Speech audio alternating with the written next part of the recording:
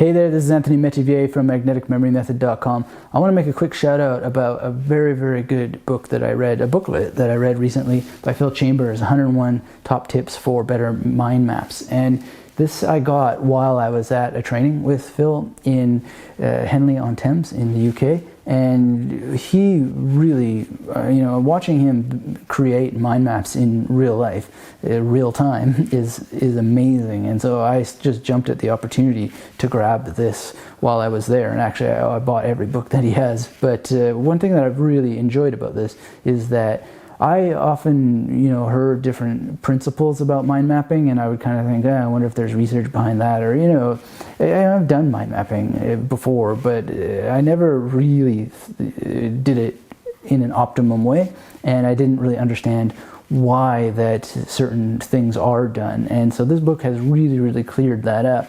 And there's real practicality to these small little details that you can add to the process of mind mapping. And so I highly, highly recommend this. I mean, one of the key things that really has leapt out to me is like why you want to have tapering lines. I often just had this sort of thing, yeah, probably there's some kind of scientific claim behind this, but it's absolutely just practical. And when I started doing it, it just made a huge difference in my mind maps. So I have, since that I was at that training with Phil and Tony Gusman, I've mind mapped quite a few projects for myself. I particularly do it for planning a book and filling out the details of the book. So there's like a book mind map, and now I'm doing chapter by chapter mind maps, and I've done a ton, like over a dozen since then. And I've even finished my first full book out of a mind map, and that was only 3 months ago. So it's just absolutely incredible,